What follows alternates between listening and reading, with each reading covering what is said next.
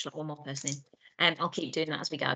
Thank you. Pose is now recording, so yeah, please do make sure you turn your camera off if you don't want your face to appear. So welcome everyone. Can I just ask firstly that if you're not on mute, that you that if you pop yourself on mute, please, just because it makes it just easier for those who are presenting not to get distracted. So for those that don't know me, my name is Claire Selby, and I work for the ARC, the Applied Research Collaboration Northwest Coast, which is one of 15 applied, I think 15 or 16, I can never remember, but applied research collaborations funded by the National Institute of Health Research around the country. So our patch is the Northwest Coast, which is obviously from, it's sort of from Barrow all the way right down to Liverpool. So we cover quite a big patch. I think Koza, my colleague, is going to explain a little bit more about the ARC in a second and some of the work we do, but just to say my role is about mainstreaming the voice of communities in the work of the ARC and in what we do. So I mainly facilitate something called a COREN, which is our Community Research and Engagement Network. And what that's about is, as I say, mainstreaming the voice of communities. So it's about ensuring that communities and community organisations and all those partners who are involved in the health and care system, because it isn't just, you know, people from the NHS, it's not just research, it's academics, it's you know, it's a much broader picture. And we try and make sure that we get everyone's voice and everyone's stories and everyone's, you know, opinions and sort of, yeah, voice throughout our work. Anyone can join the COREN. It's free. There's no obligation to sort of commit to do anything, but all it means is you'll hear about events and opportunities and information around health and care research, which might be relevant to you. So this is where this event came from. It's a COREN, Community Research and Engagement Network event that we've brought together. And Dilwara, who will be speaking in a minute, sits on our COREN leadership group. And we've also got, I can see some of our public advisors as well from the ARC. So welcome everyone. So I'm going to hand over now to Koza to speak a little bit more and give a bit of housekeeping. Thanks, Koza. She's put a bit of information on the COREN in the chat there. So if anyone does want to join, if you just click on that, and there is a link on the bottom, an online form that you can just click on to join. But yeah, welcome everyone. Hopefully this should be a really good session, and I will hand over now to Koza for a bit of housekeeping and a bit more information.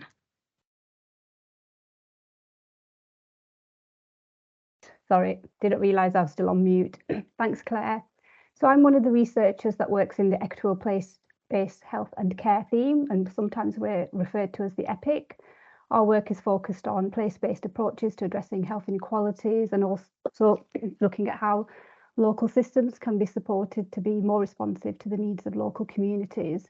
And we work across a range of themes from social prescribing to air quality, including trauma-informed approaches.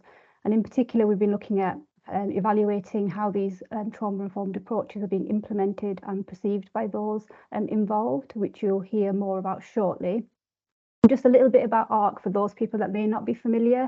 ARC is an applied research collaboration and includes a range of members across different sectors, which includes the NHS, local authorities, universities, also members of the public, as well as the third sector. And there's a focus on health inequalities and co-producing research that's meaningful to all the stakeholders that are involved and creating those collaborations. Also looking at how we build research capacity and, more importantly, how we translate some of the research evidence into practice. And due to time, I won't go into too much detail, but we'll post some links about the ARC so people can see more about, learn more about what the ARC does, and particularly our theme as well. And Claire's mentioned that the session's being recorded today. So again, just to remind you that if you don't want to be seen or just turn off your cameras. So today we've got two presentations, one of which will provide insights into some of the work taking place in Lancashire to develop a trauma-informed framework involving communities. And our second presentation will share findings from evaluations that we've conducted within our theme, the EPIC theme, on trauma-informed approaches. We'll have time for questions after each of the presentations, but please do feel to post any questions or comments in the chat whilst the presentations are taking place. And without further ado, I'd like to introduce our first speaker, Dilwara, who is the Chief Officer of a Healthy Living organisation based in Blackburn. And as Claire mentioned, she's also a member of our COREN leadership group. Dilwara has extensive experience of working with communities and local systems to develop and deliver projects that are particularly focused on the needs of local communities. Dora's having some technical issues, so she may try to share her screen, and you're not going to be able to see her beautiful face today because her camera doesn't seem to be playing today. Dora? Thanks, Corsa, you're too kind. Yes, I can't seem to get my camera working, but the most important thing is you can hear me and my mic is working. So I'm going to try and share my screen now. Hopefully it will work. So unless can anybody see the screen? No. Okay, Not I at may the need to share moment. it for. I may need to share it for you, Dora. Please, if you don't mind, and then you can move my lovely assistant and I'll say next slide, please, Corsa. Clicking on it to open it first. Yeah. I think my camera's just not playing, my computer's not going to play ball today. Just to say, there's already been some connections made in the chat, which is great. So if anyone does want to introduce yourself in the chat while Coz is just sorting this out, then please do. And yeah, it's great if anyone does want to sort of connect up or link up. If it seems relevant, then that's good as well. Can everybody see the presentation? Yes. Yeah. Is it on slideshow? Because it doesn't seem to be showing on mine. I've got Not it set yet. to. I've got it set to. I don't know what it's saying. Yeah. Oh, yeah. There we go. Working That's now, better. yeah. Thank you, Corsa. So, as Corsa did introduce myself, as I am going to be talking about trauma-informed communities and the sort of trauma-informed approach that we here in Blackburn with Darwen have been working with. I work for a charity called Blackburn with Darwen Healthy Living, and I've been working with public health in. It has, Oh. yes. Sorry, there we back go. on. That's better. Yeah, and nope, it's gone. Oh. There we go. We're back again. It's a Good hide one. and seek show now. So yeah, and I've been working with public health in the borough quite closely around developing this trauma-informed communities and approach, and which I'll go into more details later on in my approach. Thanks, Corsa. So for next slide, please. So what I'm going to do is, before we go into any in-depth sort of work that we've been doing in the borough, I'm going to give you a definition is what is trauma when we talk about trauma informed. And I'm just going to read it out. This is something that Substance Abuse and Mental Health Services Administration have put it in their context. So trauma results from an event, series of events or set of circumstances that is experienced by an individual as physically or emotionally harmful. It could be life-threatening and has a lasting adverse effect on the individual's functioning and mental, physical, social, emotional, or even spiritual well-being. Recently, actually, a volunteer actually put it quite nicely in one of our volunteer workshops, and they said trauma is the wound that leaves behind after we experience something. So it's put it into context actually, and that's quite a nice way of putting it. The other thing to also remember is that trauma also includes the adverse childhood experience. Many of you may have heard of ACEs, which is also the traumatic events that occur in childhood. Trauma occurs when children are exposed to events or situations that overwhelm their ability to cope. It has a detrimental effect on our life across the life course, and it has negative effects that can extend beyond that single generation as well. And lots of research has been done around that, and that was one of the things that Public Health Wales that did a recent research back in 2019 at Bangor University. Some of the examples that when we talk about ACEs are things like emotional abuse, physical abuse, as well as things in household members who suffered from mental health issues, alcohol abuse. Oh, my camera is working. Can everybody see me? Yep. Yeah, all of a sudden my camera's working. You can see your lovely face. Yeah, so on also things like household membership addiction to illegal drugs and alcohol. It could be somebody who's been in prison, so a parent or somebody else in the household that's been in prison. So there's lots of, harsh events, things like sexual abuse as well, somebody dying, or even a divorce that a child goes through for a parent can be seen as ACEs as well, so adverse childhood experience. So those are some of the effects it has, and research recently has also shown things like it has low life potentials, chronic health conditions as well. Thanks, Corsa. Next page, please.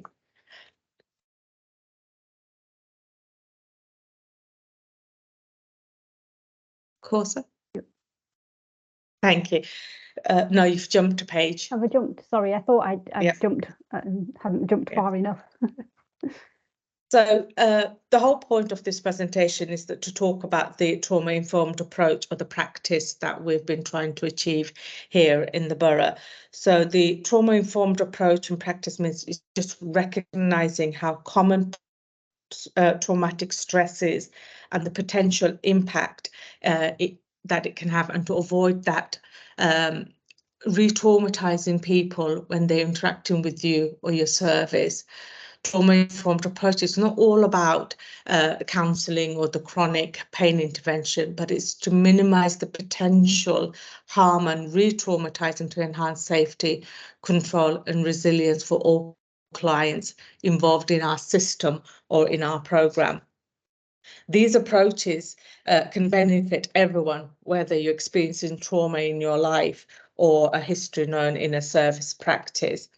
Each person, as we would come across in our daily life or in our service, experience trauma in different ways, depending on different factors. So, for example, trauma can commonly present itself in like an anger outburst, impulsivity, poor self-esteem, withdrawn, distrusting, so like distrusting in a service as well. So if they've had some sort of experience with the police service, NHS service, so that's how distrusting, anxiety, controlling, difficulty controlling the emotions. So you might come across somebody who gets very emotional, feeling also the guilt of shame and being on the edge. Lots of lots of other things, hostility to others when they're present as well. So it could be present, and being able to recognise all of those in our approach, and not to just, I think also I go back to, because we've done working with the community commonly, it's just to be non-judgmental and be able to approach somebody that you're working with in that respectful way. Thanks, Corsa. Next page, please. So in the borough, Blackburn with Darwen, we've delivered a 3 citizens jury in the past 3 years, so since COVID has hit. So one of them was during the peak of COVID as well, and we did it online. So 2 for the Lancashire Violence Reduction Unit and 1 for Public Health. The purpose of doing those citizens jury was to increase awareness and understanding what ACEs were and what trauma impact it has on the community. And the other thing was to propose recommendations to inform a borough-wide approach as well, and that fed into some of the strategies and policies for the borough. It was also to produce a report and share the findings to our shareholders and develop that into how we can move forward as well in terms of what we do for the borough. The other thing that has developed in our public health is we set up a governance structure, and which consists of 4 managed network that feeds into a strategic forum, which feeds into a strategic leadership board. So we have 4 managed network. Initially, we aimed for 5, but those were the communities and neighbourhoods, children and young people, which were aged 5 to 9 and up to 25 for SEND. Early years, and that was preconception to age 5, vulnerable adults, health and social care. The early years and the community neighbourhood network is thriving, it's really working. Some of the others we are developing, and we're on the developing stages as well. Thanks, Corsa. So what we developed in terms of why we developed those networks as well is, and we when we did the governance structure as well, it was to ensure that that non-hierarchical approach was development, the collaborative partnership working as well. It was, like I said, we feed from the network, it feeds into the strategic network as well, and the smooth flow of information. The strategic alignment that everybody was working together in this approach, and also the collaborative commitment to becoming a trauma-informed borough, and the transparency and the accountability of each organisation. So that's why when we set up different stages of our lives, from being early years to adulthood and in a later age of, so we had representation of each organisation, from being public health, being the council and VCFS organisations as well. I don't know whether you can see clearly, so that's it wasn't just top down, it's, you know, you're feeding into each other's organisation, from the managed network to the strategic and the leadership forums as well. Thank you also.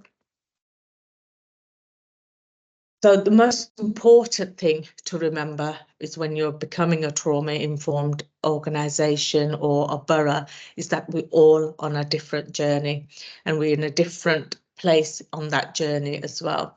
There are 4 well-known phases of being trauma. So the first phase is to be trauma aware. The second phase is to be trauma sensitive. And then the third phase is trauma responsive, and then trauma informed. The most, I think, as a borough, we are trailblazing, and we have, I think, very innovative way of working and developing this sort of approach. But we're nowhere near being trauma informed. I think we're probably years away from being there. We would say we're trauma sensitive and trauma responsive, and it's important to remember that different organisations will be at different stages as well, and that's the whole point of setting up these networks, is to make sure that we can all be aligned on that journey, hopefully possibly in about 10 years, I think, if we are being optimistic. Thanks, Corsa. So it is important to remember there's still areas for development. You know, like I said, it is an innovative way of working. So at the moment, with consideration are taken as providers for the borough, is to have reflective practice as well, making sure that we're able to look back on what we work in and what we wish to do, and make those changes. We're looking at training and understanding that there are different provisions for frontline staff as well as community. I'll talk about the community work on the next slide, and it's just making sure, again, I talk about the journey, the trauma-informed journey, that we're all on that journey together. The borough, in partnership with the charity and all the other frontline staff, we've made some commitment that we will review the work and make for the next 23-24 and set milestones as well. We're going to be looking at self-assessment, audit details, and going to have action planning workshops to make sure that they're in place. There are standards that you can set as well as a borough, so the bronze, silver and the gold delivery mark standards, and it just we are looking at how we can commission, well, public health is looking at how it can be commissioning organisations to get those standards for their organisations as well. We're always looking and listening and getting feedback, share the concerns on our network meetings, and we look at how we can support those solutions. We're always encouraging people to bring back case studies, and a standard format has been developed by Sue Owen, who is the founder of Embrace, who has developed a case study. So we all do using the same format. We're not, and it can be brought back to those networks, and we share that. We're always having that strength-based approach as well. So when we're doing the case studies, when we're feeding back, we're looking at that approach. And the most important thing is that it's a culture shift. And I've said that earlier, it's a journey. It's the ethos that we put into that sort of work. And it's the whole thing is using the right language, using that approach is a completely, we daily basis, I'll put my hands up, we were so focused on what we want to work on, what our job is.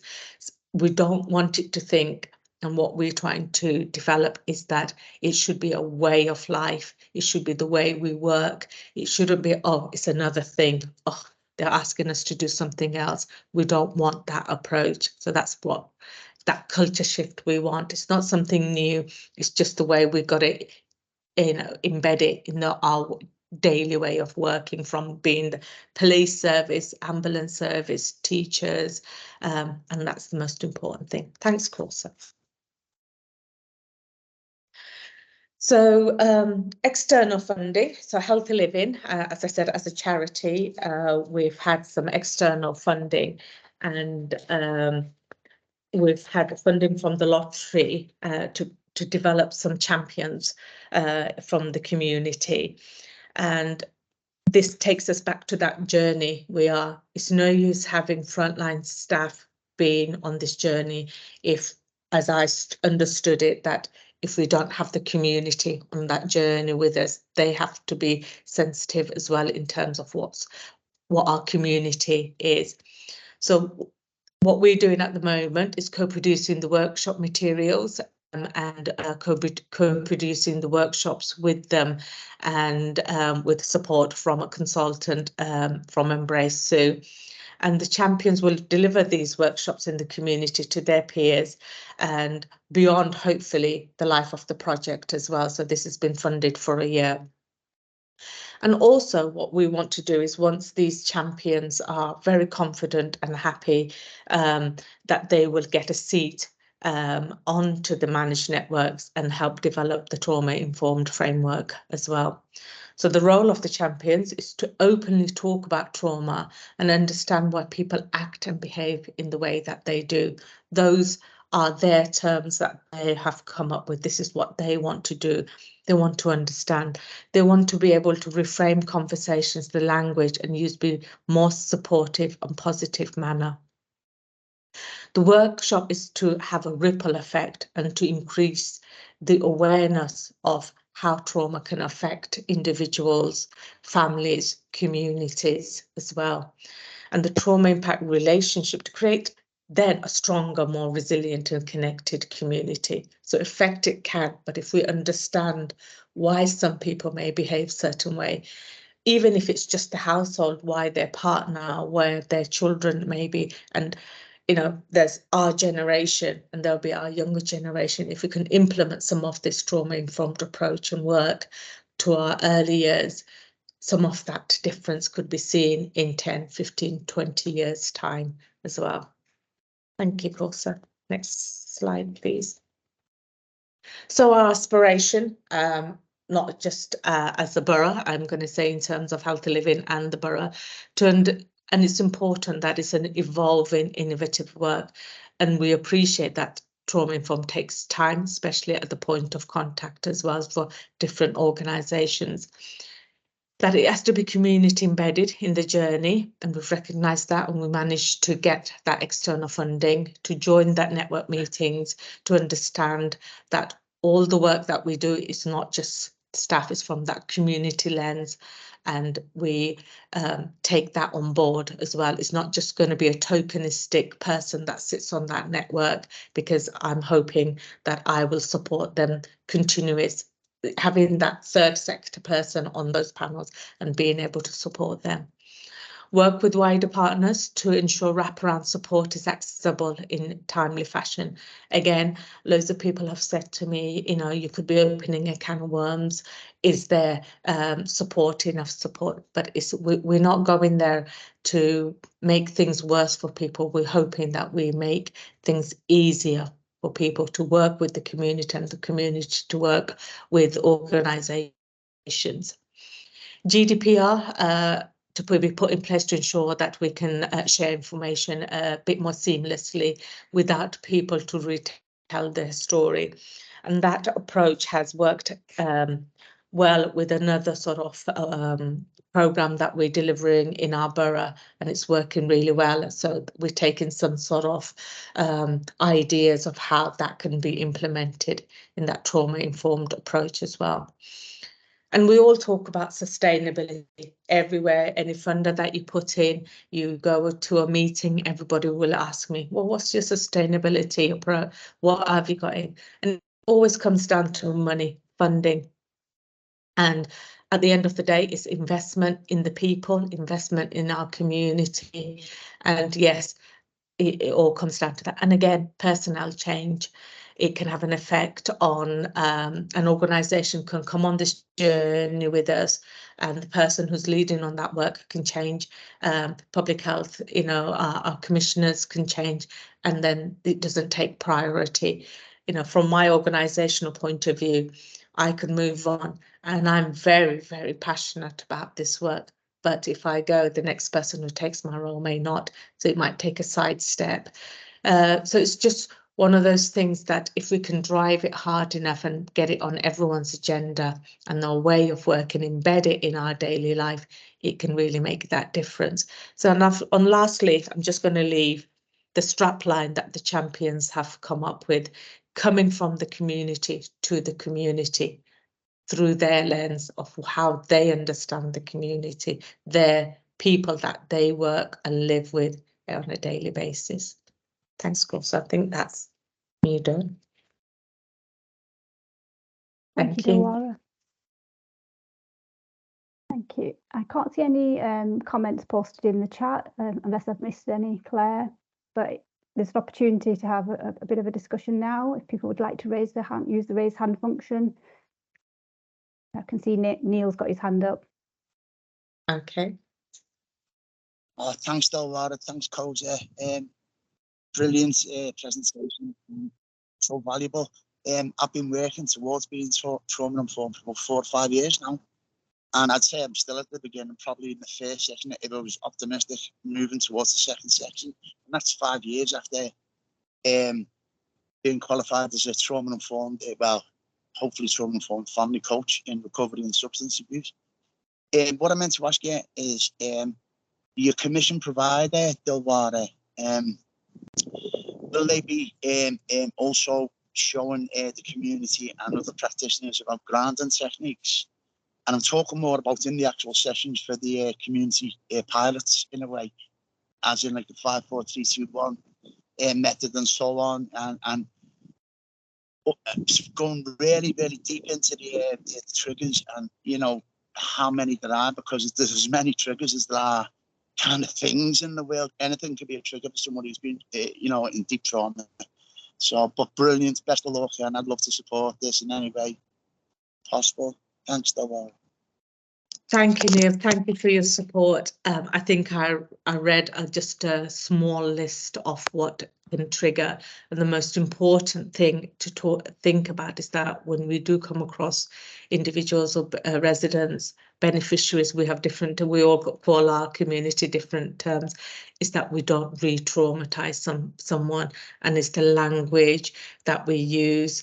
It's just saying, what's wrong with you? Or it's those sort of terms, even with our daily life, with our children. I think we were having a conversation with our community members yesterday. We had a meeting, and then when we go to our children and say, why are you crying? Instead of using that. And we all do it. I think we can all quite happily put our hands up to our children who are parents here, and we say that. So it's just, you know, that sort of work can be put into your, like I said, in your daily life. It just doesn't have to be in your workplace. Thank you, Neil. Also, you're on mute again. Sorry, I was saying thank you. I'm trying to look at the chat and the hand at the same time and not realise I'm on mute. So apologies. I can see Dorcas has her hand up. Yes, thank you so much. Can you hear me? Right. Yeah. Thank you so much, Diwara, for the presentation. And you know, listening to you, what kept coming to me is, how do you engage the so diverse community with different languages, with different culture? Because the way we cope with trauma is all different in different cultures. I'd like to know. But maybe Well, you just concentrating on one area in Blackburn. I don't know. But Blackburn must be very diverse. Blackburn's probably one of the most diverse community that we have. We've had a recent sort of influx of obviously the Eastern European, as well as we have a asylum and refugee community here as well. So where the thinking came when we asked for funding from the lottery is to develop these trauma-informed champions, and the recruitment of the trauma-informed champions are very ethnically diverse, as well as language are quite varied. So when we go out into the community, we've already thought about where we can develop some of these workshops to be in different languages. I know initially now we're just thinking about doing it in English, but it's something that we want to develop slowly. But the wording has to be right. So when you directly translate something, it doesn't sound right, or it comes across sometimes, and I don't know if you speak another language, it can come across quite offensive. So we have to be really careful in terms of our approach in that as well. But it's something we're definitely talking about and considering. Thank you. Thank you, Dawara. Leanne? Hello, I'm Leanne from Sefton. Fantastic presentation. Thank you so much. One of my questions was around sort of the self-assessment tool that you've used. So we're sort of, we've done a lot of work around ACE and recovery, and we've done a lot of work in Sefton around that early stages of being trauma informed, so that awareness raising, if you like. We're at the point now within Sefton where we've created sort of a network, a multi-agency network, and we've also got sort of the framework of a self-assessment. But I was just interested in what that looked like from Blackburn and who was involved in that assessment, how was it facilitated, and so on. So LVRN were part of that assessment, so obviously public health as well, but it's a lot more intense. So I could get in touch with you later on, Leanne, and give you more information and pass your details over to Charlotte as well. So we're on that process, but it was LVRN and Sue Irwin who has helped us develop some of that toolkit as well. That'd be fantastic. Yeah, thank you so much. No problem. Thank you, Leanne and Dawara. We'll just take one more question, and we can always come back to any additional questions people may have. I think it's Sharon. Hi, good afternoon. I'm from an acute hospital setting, Mersey in West Lancashire, acute trust, and I'm just wondering, obviously we come across lots of patients, especially within our A&E departments, who a trauma-informed approach would be really beneficial, and it's very hard to change the workforce of 9,000 staff. So I think for us as well, we see patients in a very short period of time, and it's a snapshot, and I just wonder about the development of tools that we can implement, because it is that real simple language, some of it, but I just wondered if there's going to be, as part of this work, like tools that health practitioners could use that maybe don't have long-term input with patients. It's literally we see patients for a few hours, and just what tools will be developed to support acute providers, because we will see a lot of people who do have trauma in their lives or previous trauma.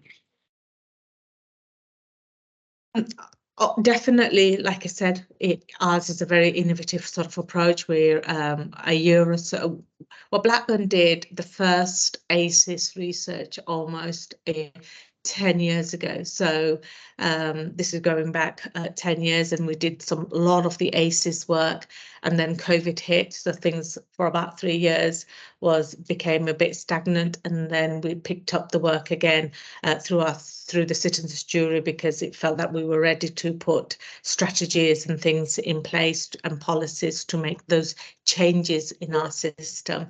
But if you look at some of the data, like I said, we can share and we can develop it. Something, if of course, I can just keep your details, and I'll pass on some of the information that we gather, and we can share as we're coming along as well. Is that okay? Thank you, Dawara. And I've also posted in the chat that Lancashire Violence Reduction Network has some resources online as well that might be of help. Claire, if you can find the link, you might want to post it. I'm just conscious of time, so I don't know if I can see another hand up, but I don't know if that's another person or if that was just a legacy hand from somebody who's already spoken. But I'm just conscious that we've got another presentation. So can we hold your question, Claire? And Yeah, no bring it back problem. at the No end? problem. Okay, I'm going to move on to our next presentation, which is a pre-record, as Hilary couldn't be with us today, and she's one of the researchers in the EPIC team who'll be talking about some of the evaluation work that we've done in relation to trauma-informed approaches. And I'm going to try and share my screen, and hopefully this will work.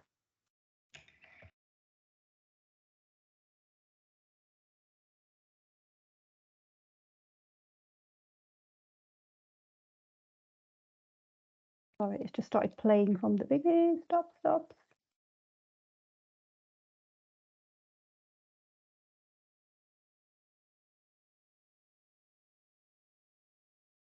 What can you see? I think it started playing. We can't hear it, Koza. I don't know if you need to A, go back to the beginning, and B, share your sound. Okay, I'll stop sharing. And some. Stop. She's talking again. Does like to start automatically, doesn't it? Yeah, I can't get it to stop doing that. So I've shared my screen. Can you see this?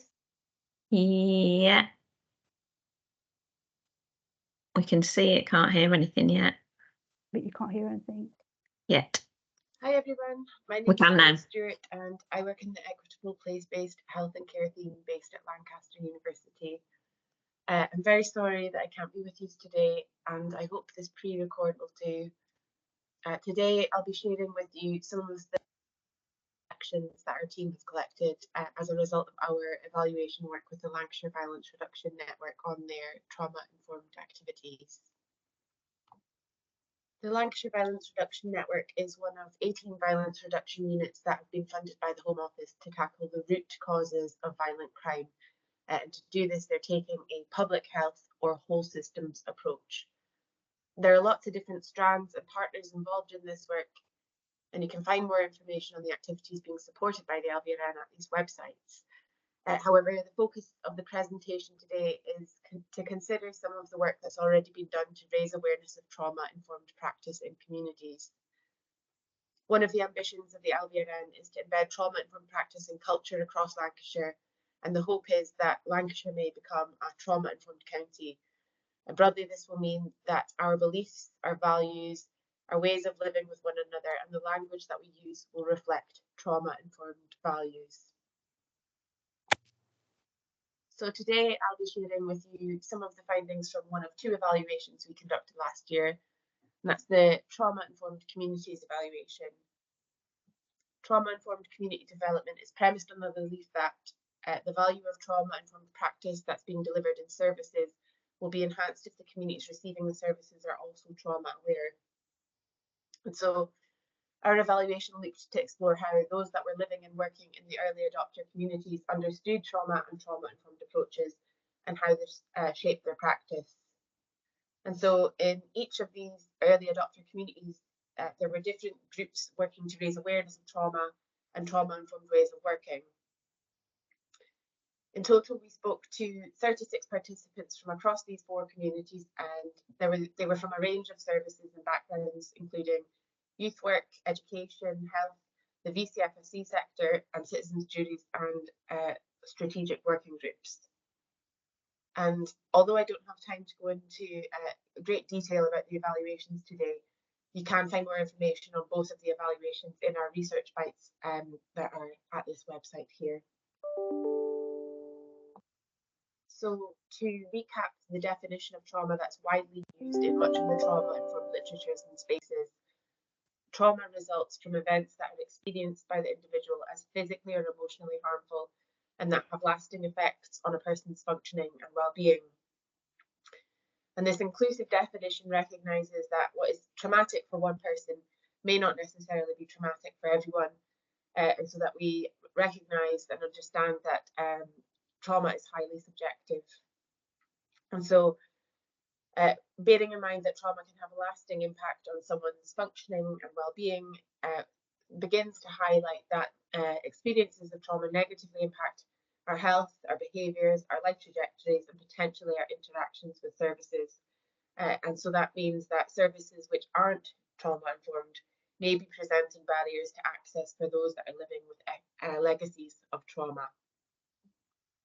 So in response to increasing recognition of the prevalence of trauma across the population, as well as recognition of the impact that it has on lives, we've seen broad shifts to trauma-informed ways of working in services.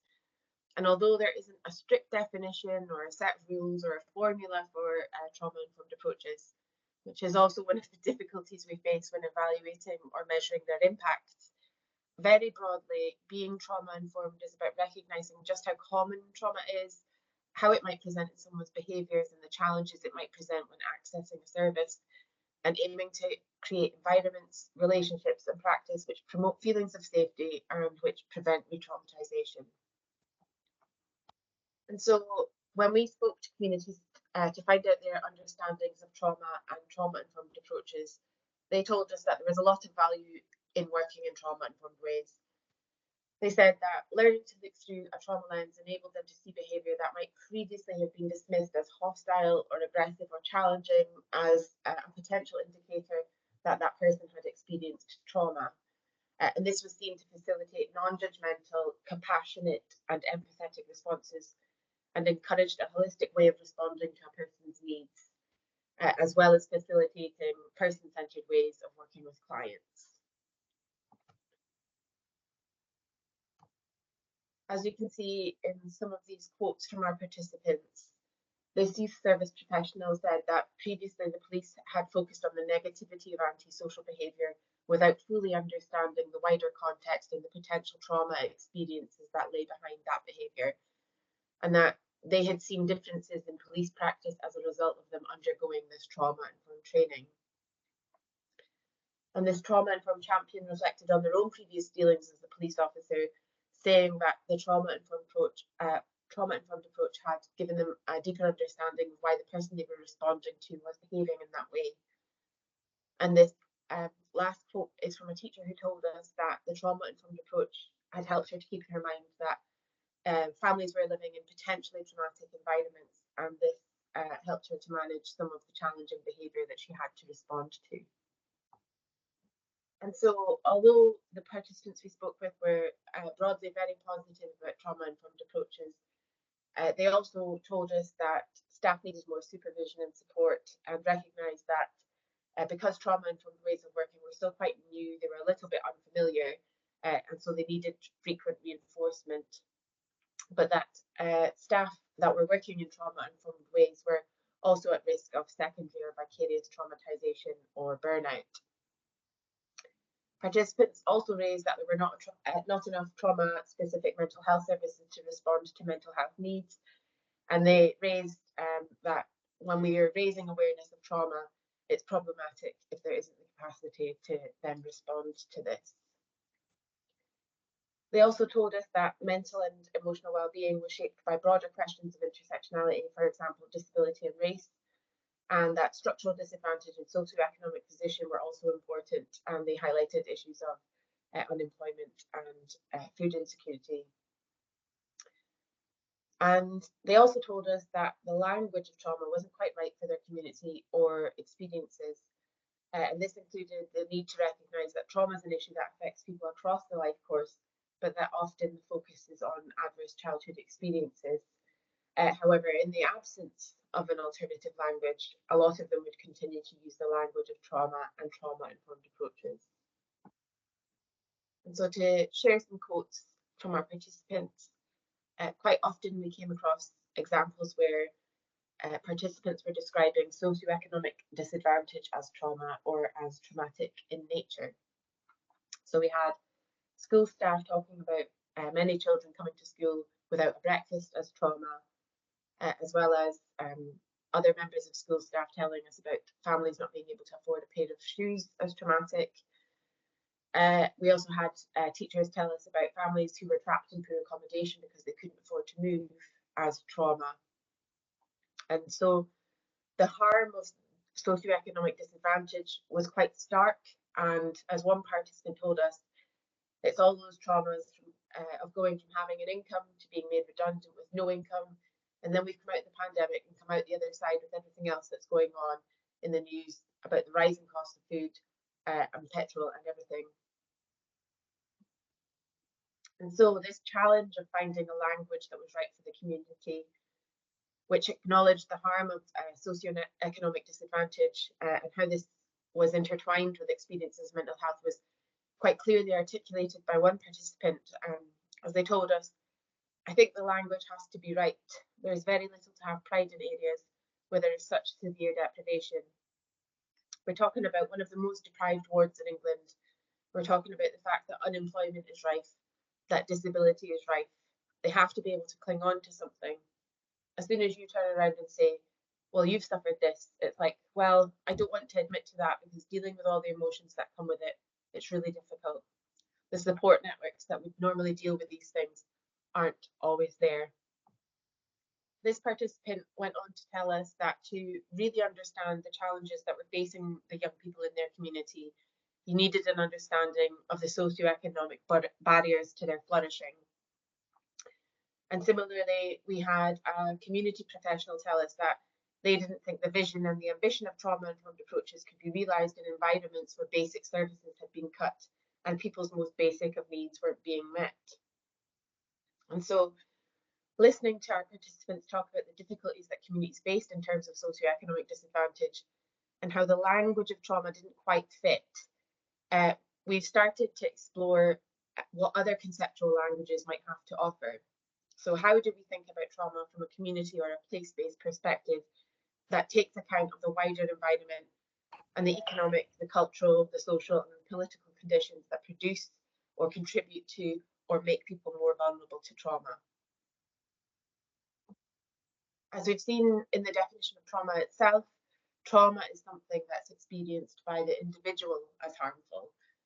And so, although trauma-informed approaches are an important part of responding to people with trauma and a way of making services more psycho-emotionally accessible and responsive to those who need them, there is a risk that the conceptual language of trauma is encouraging us to think about structural issues such as poverty as individual issues. However, when so many people are experiencing the same kind of harm, this is social and not individual.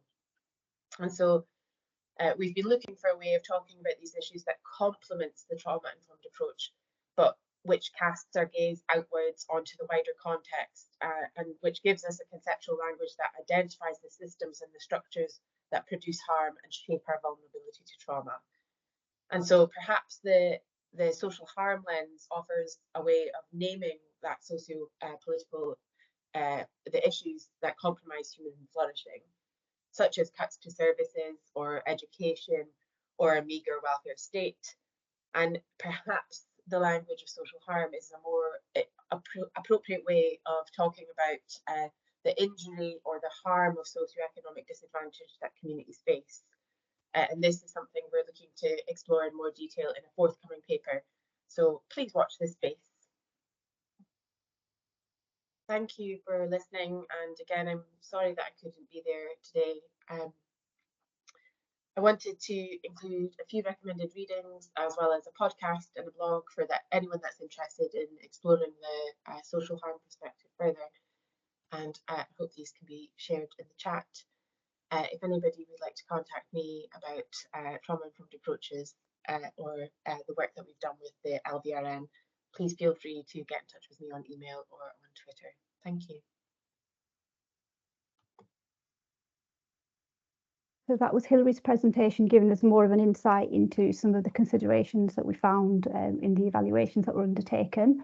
I don't know if anybody's got any questions or any thoughts in terms of particularly around the language and how we might consider social harms in the conversations around trauma.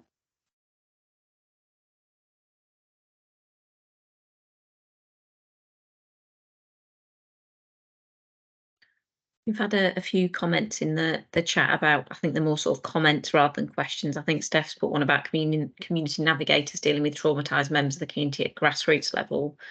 And Florine talking about such, the experience leading to long-lasting effects and how difficult it is to provide support and understanding, which is obviously something that, that we've spoken about a lot. Obviously, Hillary's not here to answer any specific questions, and she probably, I know Koza's done a bit, but I think I'm right in saying Hillary's probably a best person, having done a lot of the work on it. But we can certainly, I know Hillary's put her email address. Dilwara, did you want to come in with a thought?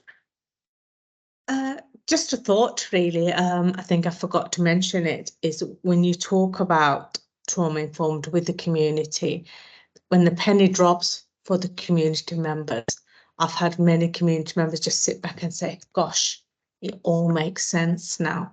And it's just so wonderful to be able to speak to communities and other staff members as well, because I put it in my one-to-one, how I speak to my staff now, and how it can really make a difference in terms from a management point of view, that when I speak to my staff, or the way I like I said, in the one-to-one meetings and annual appraisals and things. So it is, if you can, go and try and attend these trainings for trauma. And I think Elvira and I are doing them, and Blackburn will be looking at some of how we are looking at community training.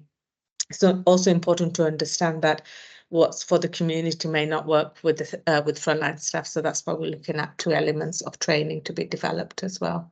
Just wanted to add that bit in as well. That is just realizing, and as Hilary said as well, it's understanding trauma. Thank you, Dilwara. I can see Aidan has his hand up. Yeah, hello. Can you hear me okay? Yep.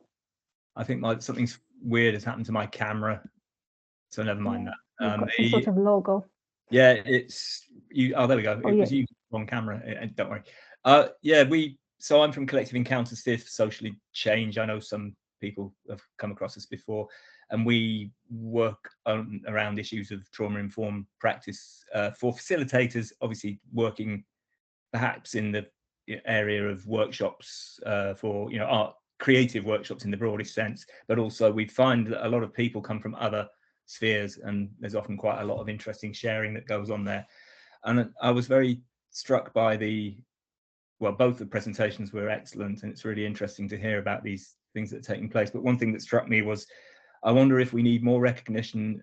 This is what some of the people we're involved with are saying. Do we need more recognition that in the current time and place that we're in now, whole communities are traumatized by histories of oppression of various kinds, and that too has a very big impact on the nature of what's happening in various communities of all kinds, really. But these historic injustices are traumatizing. So that was one thing that I was interested in any reflections on. The other thing is, I think the issue of language has been really interesting. One of the things, I mean, I have personal experience of trauma, so this is something that is close to my heart, and I do get a bit fed up sometimes when I hear people saying, did you see that thing on telly last night? That was really traumatizing, wasn't it? And they describe something that was a kind of, a sort of, I don't know, reality TV or something. Now, I'm not saying television can trigger people as well, so it's all a bit complicated, this. But I was very interested in any reflections that people might have around the use of language and the everyday use of language, and how we can work around these issues of whole communities being traumatized, recognizing that some communities don't speak about trauma in terms that have been outlined today, and also how we can kind of reclaim the language, I suppose, so that it means something that's useful. Thank you, Aidan, and they're really valuable reflections, and I think it relates to what Hilary was describing around considering the social harm. So how we define trauma and what we mean by trauma, and that narrow definition that might be about interpersonal traumas that people experience that may not take into account the wider factors that influence people's lives, and particularly like what you're referring to about the historic experiences that people may have had. I don't know if there's anybody that wants to add any comments to or reflections on what Aidan said, because I'm quite conscious of the time, and I know we said we'd finish at 1 o'clock, because the offer really that we have, I mean, if there is any comments, and I know Claire had a question that I don't want her to lose, and certainly would like her to bring it back into the conversation before we wrap up.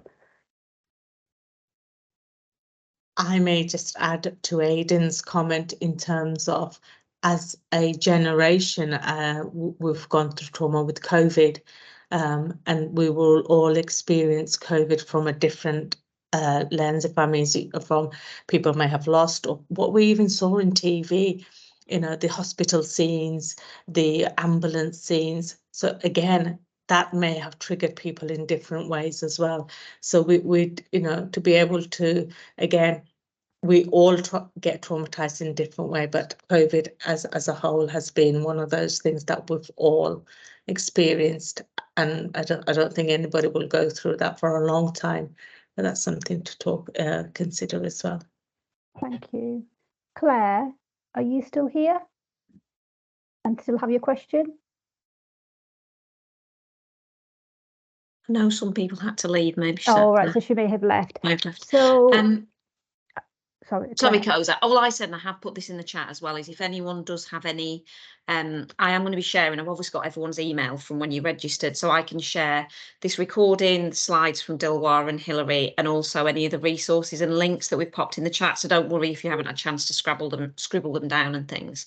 I think Koza's just going to wrap up, but yeah, don't worry, I will be sharing everything that's been spoken about.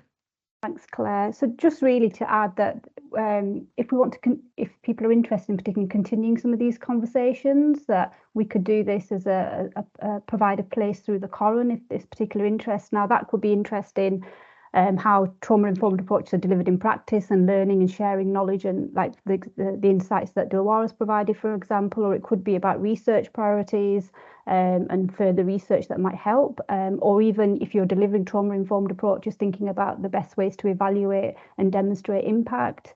So there's a different, you know, conversation that we can continue, but it's whether there's that interest, and you know, we can continue the conversation, I guess. Yeah. When I share the links, I'll obviously be sending my email out. So if you do feel a particular interest and want to know more or learn more or be put in touch with anyone who's spoken today, then just get in touch with me and I can facilitate that. That's not a problem. Unless, given that it's bang on 2 o'clock, Koza, Dilwara, thank you very much. I will be in touch with you all, and thank you everyone for attending, for some really interesting questions. Sorry we didn't have time for more, but we like to keep these sort of lunchtime webinars quite short and sweet because we know it means people can just sort of fit them in, hopefully, and bob in and out. But yeah, we will send out the details and we'll hopefully continue this conversation because there's obviously a real interest in this, which is great. So thank you everyone and have a lovely rest of your afternoon. Thank you all. So, thank you.